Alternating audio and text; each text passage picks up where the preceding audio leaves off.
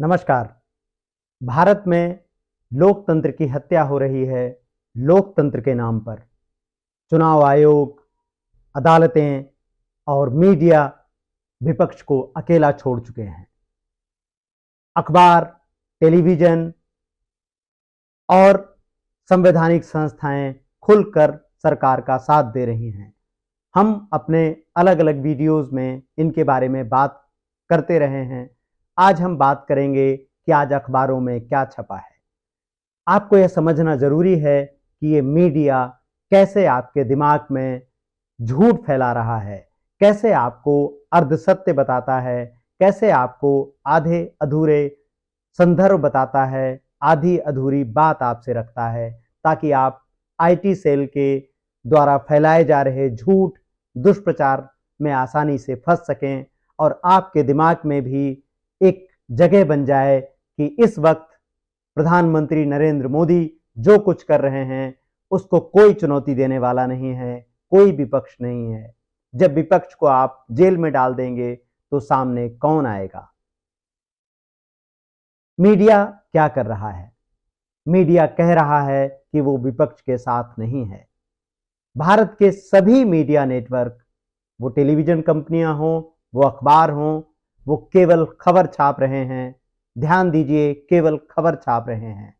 आप खबर को पत्रकारिता नहीं कह सकते हैं। जिस इंडियन एक्सप्रेस समूह को भारत में इमरजेंसी में खड़े होने के लिए बार बार याद किया जाता है या अखबार खुद याद दिलाता रहता है, वो अखबार केवल और केवल इमरजेंसी की जुगाली करता है। आज देखेंगे कि इंडियन एक्सप्रेस ने क्या छापा है और कैसे छापा है। इंडियन एक्सप्रेस के संपादक, प्रधान संपादक राजकमल झा साल में एक बार बोलते हुए हमें नजर आते हैं, जब वो रामनाथ गोयन का अवार्ड देते हैं और उनका भाषण एक उपदेश की तरह होता है। कभी हम सब उनकी तारीफें किया करते थे, उनके लिए कसीदे पढ़ा करते थे, क्योंकि वो सवालों को साहस के साथ सामने रखने के लिए जाने जाते थे। लेकिन हमने देखा कि जैसे जैसे सरकार का शिकंजा कसता जा रहा है, राजकमल झा, इंडियन एक्सप्रेस और इंडियन एक्सप्रेस के तमाम रिपोर्टर केवल और केवल खबर को रिपोर्ट करते हैं, उन पर बात नहीं करते हैं। जैसे आज एक्सप्रेस ने क्या किया है, आप देखिए। पहली नजर में आपको लगेगा कि एक्सप्रेस ने बताया है कि क्या क्या हुआ है, कैसे हो रहा है, लेकिन क्या एक्सप्रेस ने इस पर कोई सवाल उठाया है? यह पत्रकारिता नहीं है कि जो कुछ हुआ उसको सामने रख दीजिए। विपक्षी पार्टी ने क्या कहा वो सामने रख दीजिए, लेकिन आप इस पर संपादकीय लिख सकते हैं। तो देखते हैं कि इंडियन एक्सप्रेस ने अपने संपादकीय पेज में क्या लिखा है, क्या कहा है। ऐसा तब हो रहा है जब कल अरविंद केजरीवाल की गिरफ्तारी ऐसे वक्त हुई थी जब अखबारों को छपने में पर्याप्त समय था। हमने पिछले दिनों भी देखा कि चुनावी चंदे के मामले में अखबार कितनी सावधानी पूर्वक आगे बढ़ रहा था। इंडियन एक्सप्रेस उन्हीं सूचनाओं को आगे लेकर के आता है जिनको छुपाना बिल्कुल असंभव हो जाता है। इंडियन एक्सप्रेस का संपादकीय पेज है जिसमें प्रधानमंत्री के यूरोप जाने की बात है, जिसमें अलग अलग विषयों पर लेख हैं, लेकिन अरविंद केजरीवाल की गिरफ्तारी पर और विपक्ष पर कसते शिकंजे पर कोई सवाल नहीं है। इंडियन एक्सप्रेस ने अपने संपादकीय पेज में इस बात को कोई जगह नहीं दी है कि कैसे कांग्रेस को 30 साल पुराने मामलों में नोटिस दिया जा रहा है आयकर विभाग का, कैसे कांग्रेस पार्टी पैसों के लिए मोहताज हो गई है और चुनाव लड़ने में कितनी अक्षम दिख रही है, क्योंकि उनके पास पैसा नहीं है रैलियों के लिए, यात्राओं के लिए। क्या ये खबर जरूरी नहीं है? लोकतंत्र के नाम पर आप केवल और केवल लोगों को मूर्ख बना रहे हैं। उनके दिमाग में मोदी की छवियों को मजबूत करने का काम कर रहे हैं। तो इंडियन एक्सप्रेस का संपादकीय पेज, जिसमें विपक्ष कहीं नहीं है, विपक्ष रहित है, ध्यान दीजिएगा, वही अखबार जो अब तक भारत में अपनी आवाज का ढिंढोरा इस तरह पीटता था कि सबको लगता था कि केवल यही अखबार है जिस पर दूसरी किसी चीज का प्रभाव नहीं पड़ता है, जिस पर सरकार का प्रभाव नहीं पड़ता है।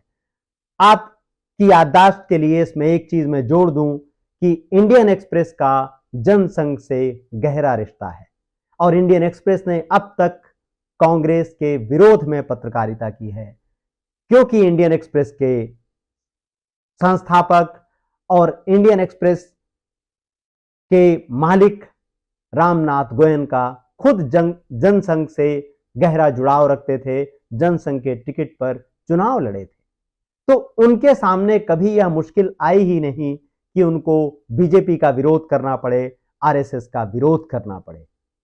और जब कभी उनको ऐसा करते हुए दिखना होता है तो बहुत चतुराई से वो पेश आते हैं, केवल आपके सामने खबर रख देते हैं, वो विचारों से कन्नी काट जाते हैं।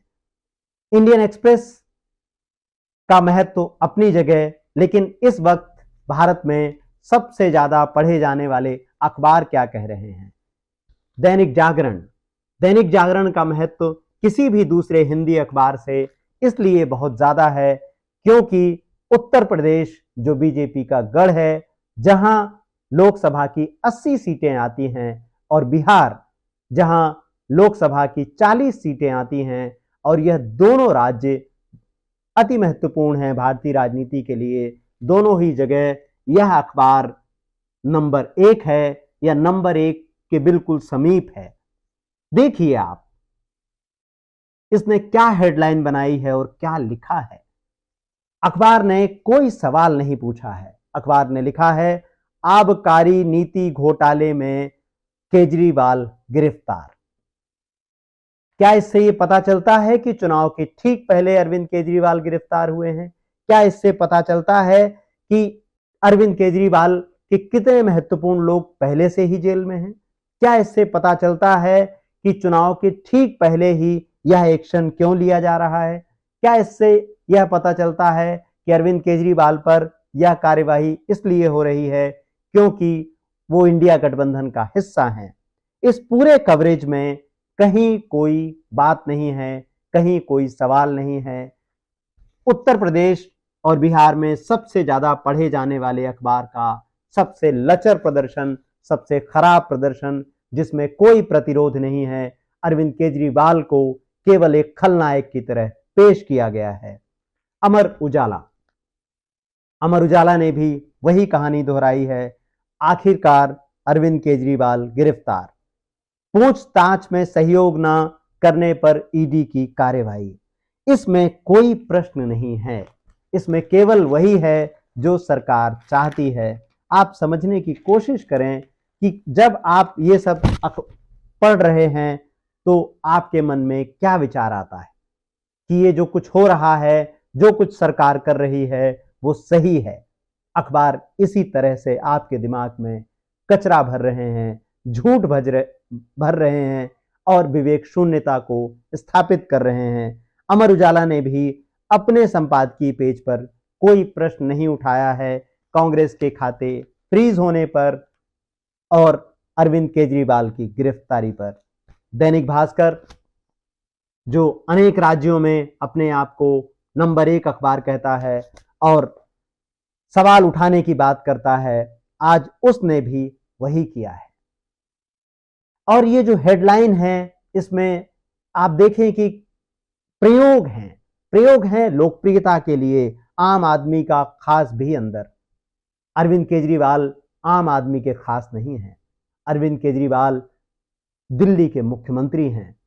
तो दिल्ली के मुख्यमंत्री को गिरफ्तार करना, एक मुख्यमंत्री पद पर होते हुए गिरफ्तार करना, यह एक अभूतपूर्व मामला है, अपने तरीके का एक अनोखा और दुर्लभ मामला है। लेकिन अखबार ने अंदर के पेज पर कहीं कोई जानकारी नहीं दी है।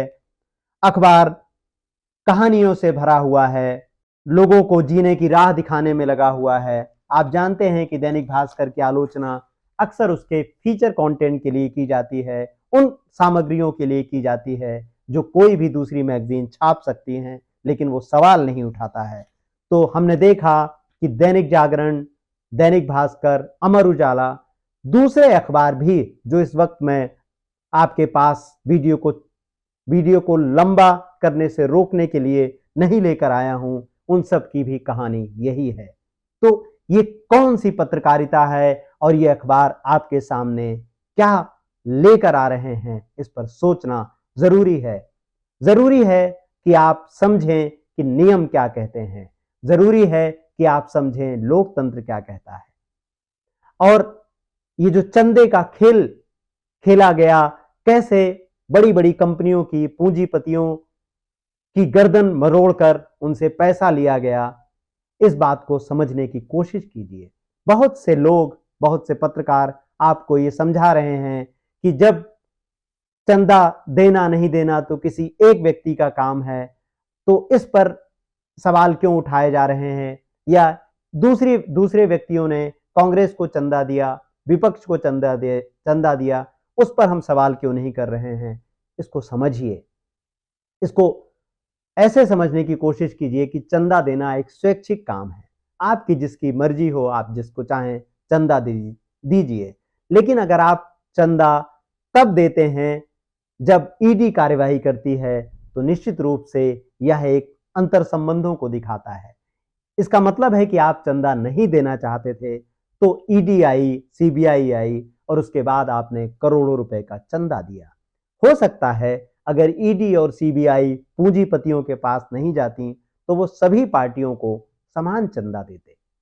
इसलिए व्हाट्सएप यूनिवर्सिटी के तर्कों को महत्व मत दीजिए, उनसे किनारा कीजिए। ये व्हाट्सएप यूनिवर्सिटी आपके दिमाग में झूठ भर रही है, हिंदू होने का एक ऐसा ढोंग आपके दिमाग में रच रही है, एक ऐसा प्रपंच रच रही है जिससे आप केवल और केवल अपने दिमाग को कुंद करते जा रहे हैं। आपके दिमागों में गोबर भरा जा रहा है। यह गोबर है उस राजनीति का जो केवल लोकतंत्र के नाम पर आई है, जो केवल कथित हिंदू अस्मिता के नाम पर आई है, लेकिन उसकी रुचि ना तो हिंदुओं में है, उसकी रुचि ना तो लोकतंत्र में है, उसकी रुचि केवल तानाशाही में है, आपको विभाजित करने में है।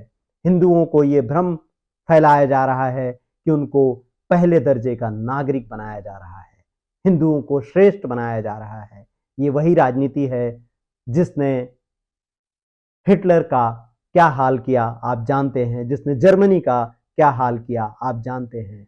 हिटलर की सनकों को याद कीजिए उसके वादों को, उसके इरादों को, और उसने जर्मनी का और दुनिया का कितना नाश किया। उन सब बातों को दोहराते रहिए। ये जो अखबार हैं, ये जो मीडिया हैं, इनको बंद कीजिए देखना, इनको सुनना बंद कीजिए, अपने विवेक के दरवाजे खोलिए। लोकतंत्र आपको पुकार रहा है। अगर अभी भी आप नहीं बोलेंगे तो फिर कभी बोलने की नौबत नहीं आएगी। नमस्कार।